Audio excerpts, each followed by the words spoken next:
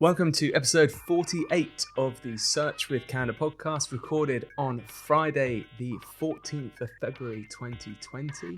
I got it right this time, Rob. So it was brought up by some very careful listeners last week when I was a little bit ill. I introduced that the podcast was being recorded in November 2020, so I'm pleased to say it is actually February and I am cognizant today. And today we are going to be talking about fashion SERPs in the US. There's been a big change there and massive change. Rob is here with us again. Hello. To talk us through the big changes in the Google Partner program.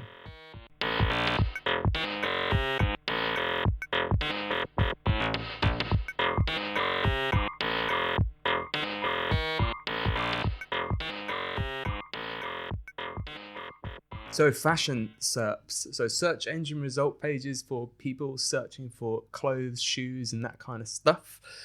I was actually wanting to cover this an episode or two ago, but didn't get the chance, so I want to cover it now. This was a change that was announced by Google on the 15th of January, so almost a month ago. And they did a post called A New Way to Find Clothes, Shoes, and More on Search. And I'll just read out for you some of the post, and this is on the main Google blog, just to give you an idea of what they're introducing. So Google says, when you're shopping online for something to wear, like a jacket for winter or dress shoes to match a new outfit, it can be useful to see style options across lots of different stores. But with the numbers of options online, it isn't always easy to know what's out there. Find inspiration, compare your choices, and decide what and where to buy. Search has always let you find links to different products and stores, but starting today and rolling out this week in English in the US, so at the moment this is only a change that's rolled out in the US, not the UK, but I suspect this will be coming to the UK as well. You'll begin to see clothes, shoes, and accessories from across the web in one place on search on your mobile device, so you can easily browse lots of different stores and brands at once. And they've given kind of an animated screenshot of a mobile search result and what it will look like. So what's kind of functionally changing here is, whereas before, if you were searching for something like winter jackets, you would get obviously your shopping ads and you would mainly get a list of websites and the top brands that are performing. Now you're actually getting like organic product listings that are showing prices, reviews, and you're seeing visually all of these products, and you can actually filter then. So in the example of winter jackets, you can filter to men and women, puffer jackets, active jackets. And so the idea is that the shopping experience is a little bit more visual, and it's not so much tied up with the few brands that are ranking at the top. And I think that's something we've always seen a lot of. Google knows people use actually Google image search directly sometimes with shopping intent, and we've started to see them adding schema-rich information to the Google image results about, for instance, if a product's in stock, so you know you can click on it and buy it, because some people will do things like search for a jacket and they'll just scroll through Google Images looking for something they like. And the post from Google goes on: to start browsing, just search for clothes or accessories like running shoes, women's leather belt, or wide leg pants. Google identifies popular products from stores across the web and brings them together in a new section on search. You can filter by style, department, size, type, look, and multiple images of the product. And if you want to learn more or you're ready to buy, you can easily visit a store's website. Once you know what you want to buy, it can sometimes be hard to uncover all the different stores that carry an item so you can pick exactly what you want. With this new experience, we've done the hard work for you by bringing products from many stores together. You'll also have quick access to reviews in case you need help making a decision. Lastly, they say, to make this feature possible, Google indexes and organizes products from over 1 million online shops and updates this information regularly. Just as we don't charge sites to be a part of the Google search index, Participating retailers appear in this new feature for free. Retailers can learn more about what types of products are eligible to appear on this shopping experience on search, and they give you a link. So we'll do a link in our show notes at search.withcandour.co.uk where you can have a link to this post and more information.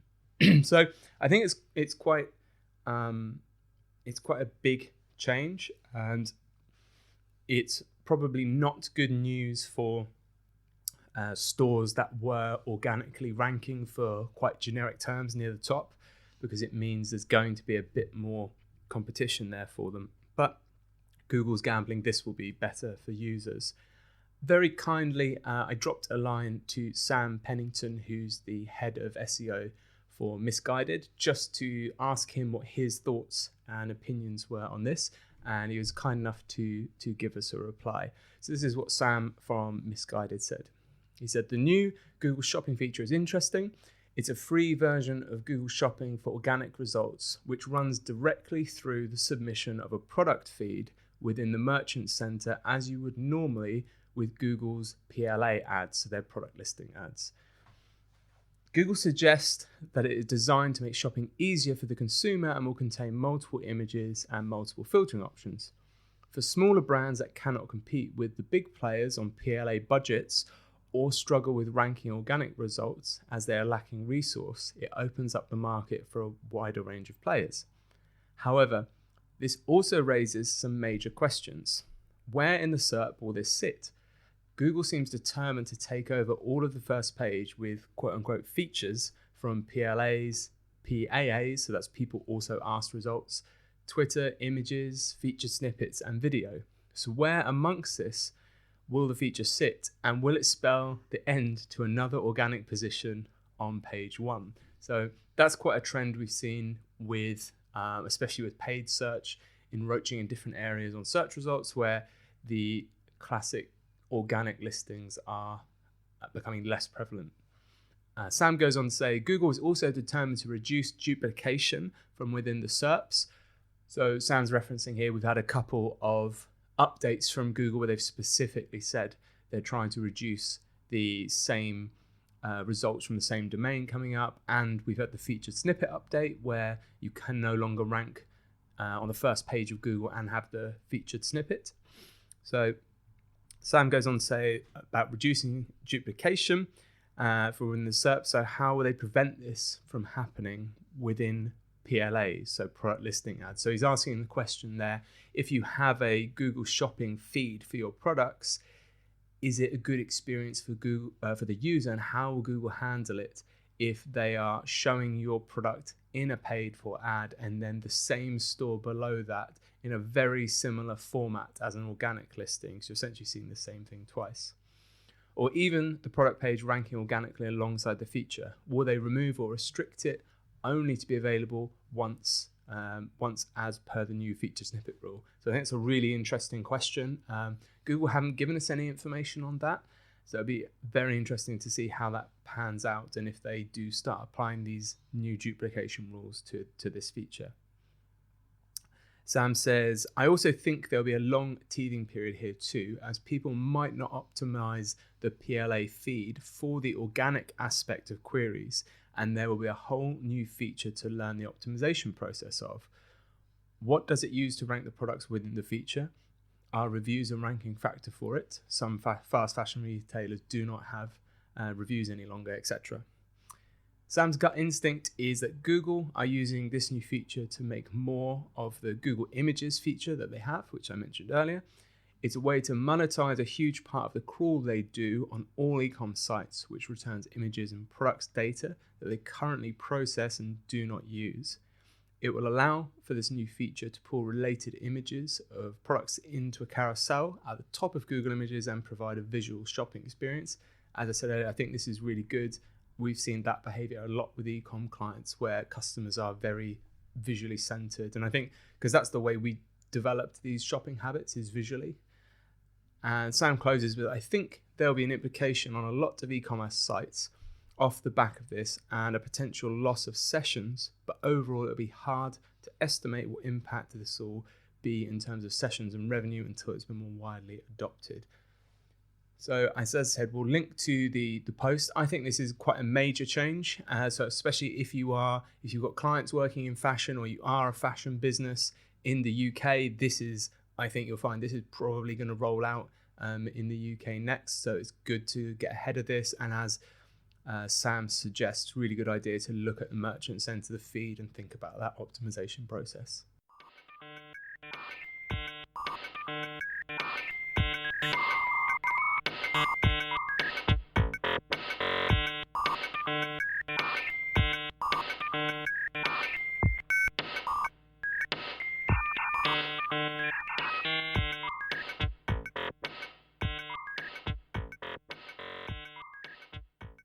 Google Partner Program changes. So it was yesterday, Rob, 13th of February. Yes.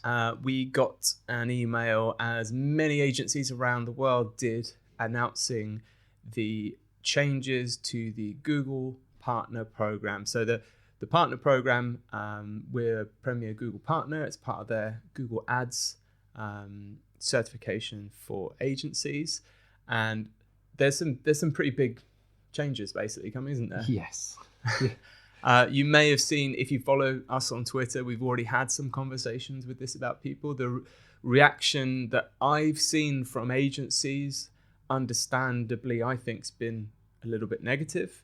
And we just wanted to talk through with you. Rob can take you through, what is the partner program and what's going to be changing with it. Sure. So, well, in short, the biggest benefit of being a Google partner is that you get to display a nice, shiny, coveted badge on your pitch materials and your website to say that you are a Google partner. And there are a couple of different levels to partner status. The most coveted is Premier Partner status. And to earn that, you have to demonstrate good client retention. So you have to have long-term clients in your Google Ads accounts. And you have to take regular Google exams as well and have Google certified individuals. But I guess the most important factor is you have to have a certain level of spend going through your client accounts each month.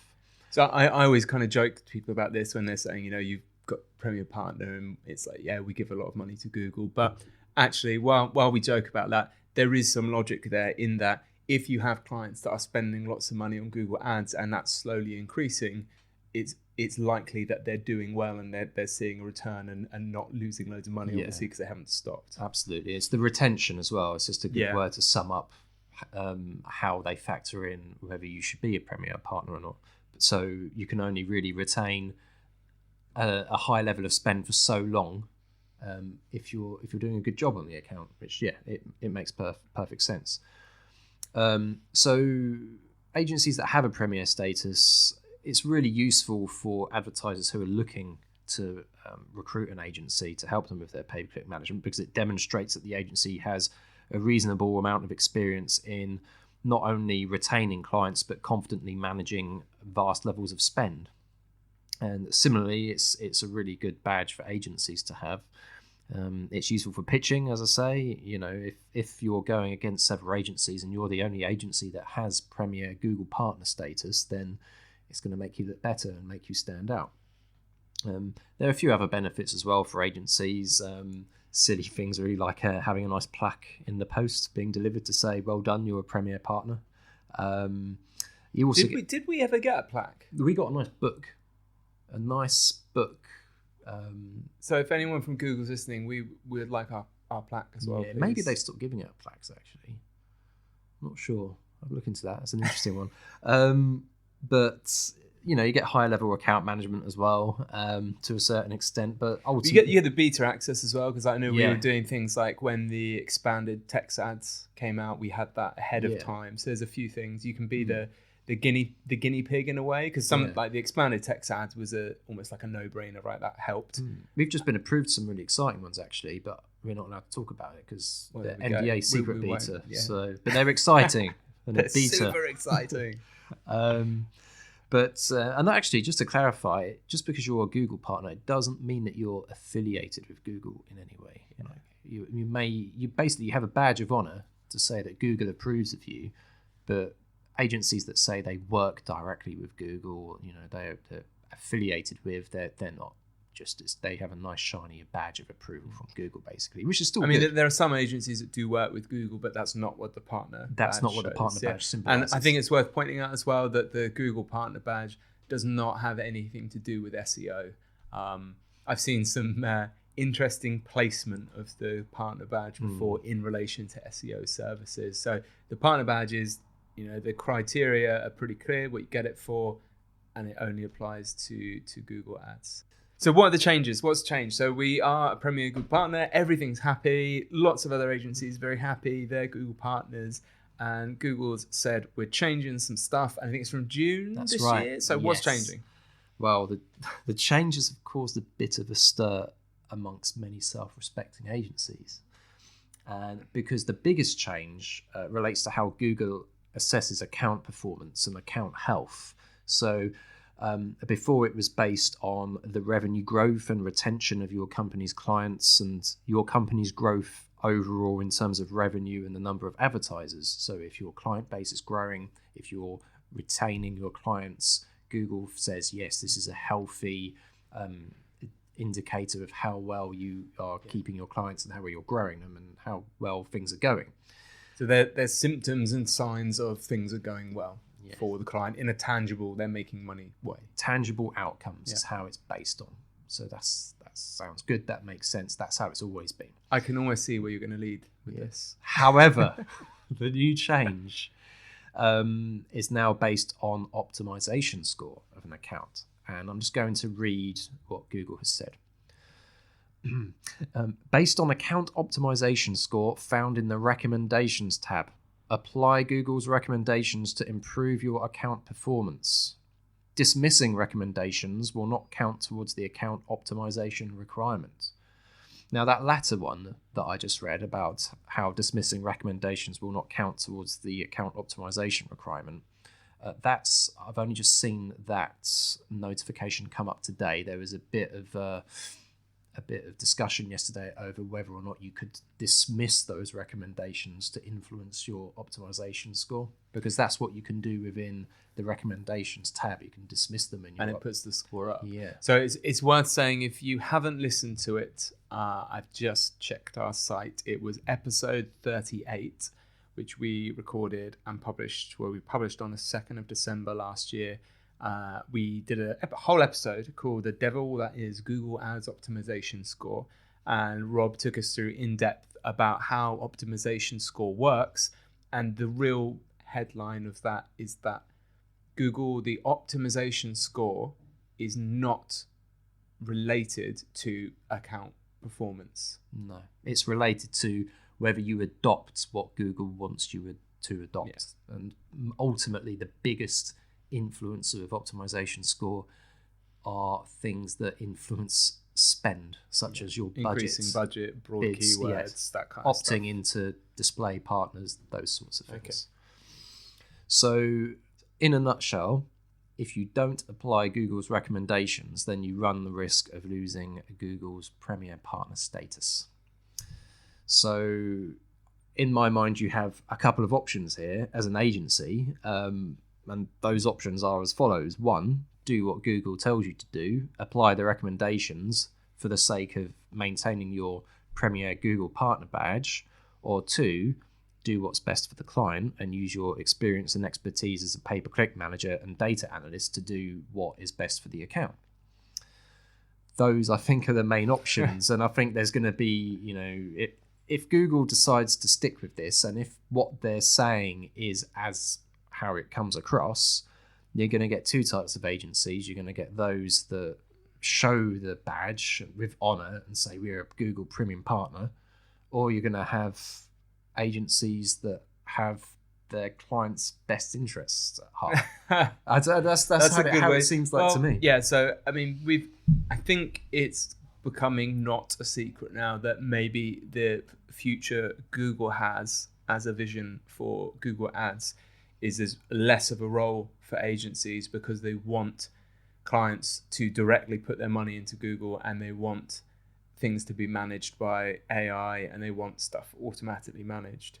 And I think if, as a business owner spending money on Google Ads, that's potentially dangerous, because the function of the agency, the value that an agency generates, is essentially, apart from understanding the intricacies of the ad system and your business, is that they are there to protect your interests.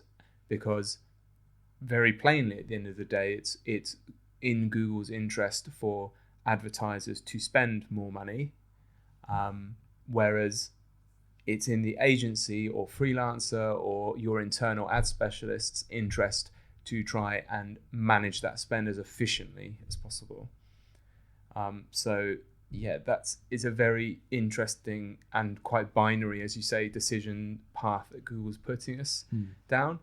I think my thought on it is it's going to come down to because they haven't defined how many of these optimization score changes you need to apply. So for instance, we had a quick discussion earlier where we saw they've rated us for that and they say we're fine, and we certainly don't just tick everything they say. Yeah.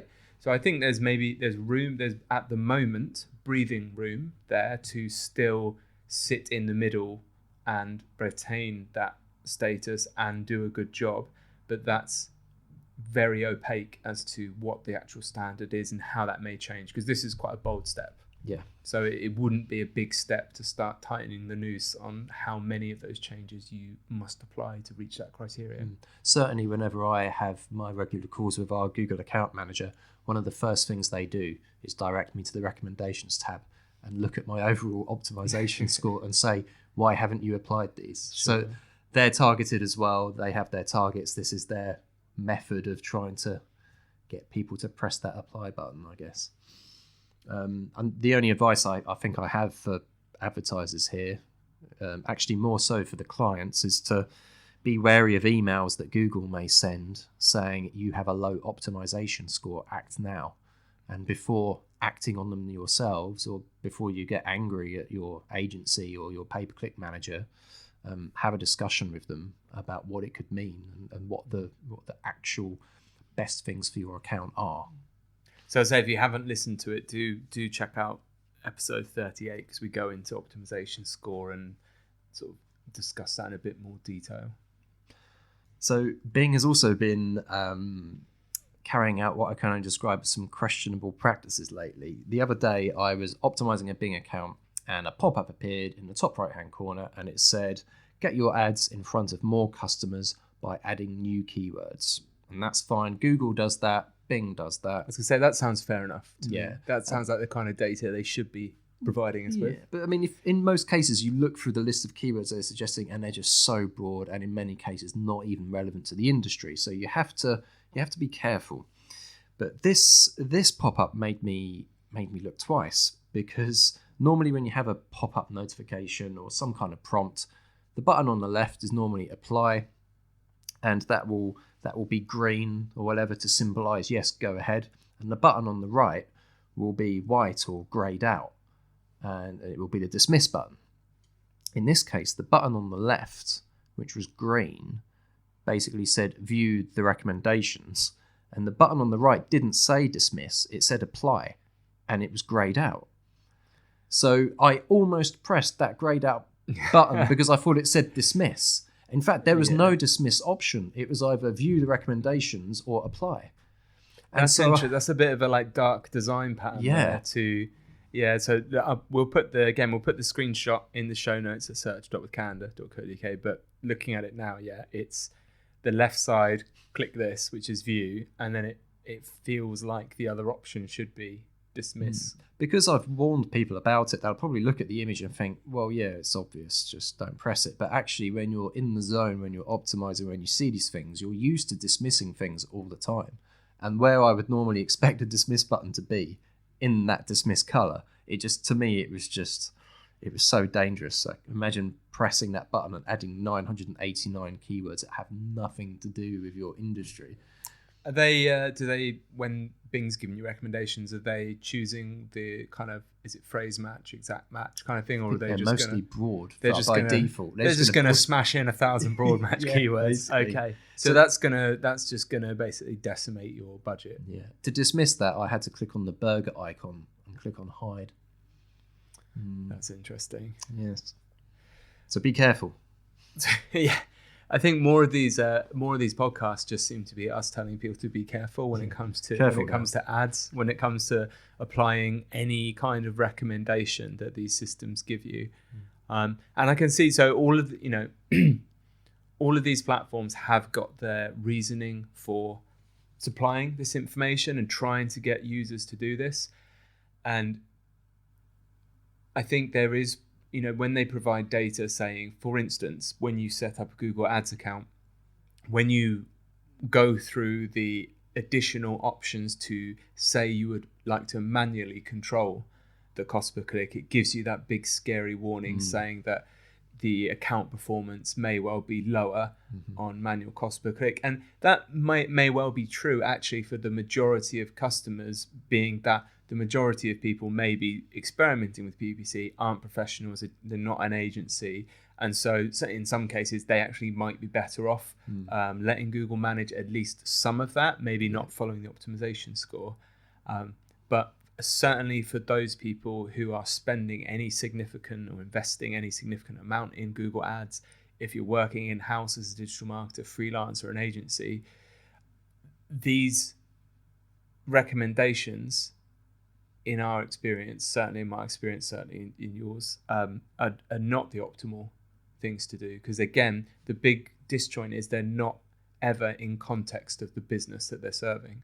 So they're purely from the side of, here's a bunch of stuff you can try, but they're not looking at, we're having conversations with people about, cadence of people signing up and lifetime value of customers and thinking about those things, not just traffic numbers, spend, conversions. It's interesting because all of these tactics to me seem to suggest a short-term profit boost for Google, for Bing, but not a long-term customer retention in itself. I mean, we hear so many stories about new advertisers saying, "Oh, I tried Google Ads and it didn't work," and it didn't work because they tried setting it up. I guess with the automated machine learning stuff, it's very beneficial for Google to have more and higher quality accounts start using that system, because the more people they push through it, the more data they get. And it has certainly improved over the years, and we do use some of it. Obviously, we don't have every single campaign we're managing obviously manually. We are letting Google do bits now because it's got to the stage at some pieces where it's good. So I guess they have done some calculation on the flack they'll take versus the catch up of when they're performing at least adequately with these systems, but it's not yet. No. so be careful. Cool. Thank you for taking me through that, and everyone else, Rob. I think that's everything we have for today. Next week, I'm going to bring you some announcement about new speakers we have for Search Norwich, and of course the latest search news for you. We are going to be back next Monday, which will be the 24th of February, so our last episode for February. As usual, if you do enjoy this podcast and you're listening on the web, you can subscribe to it on iTunes, on Spotify, Google Podcasts, pretty much anywhere I could find to put it. And apart from that, I hope you have a really great week, and we will catch you later. Bye.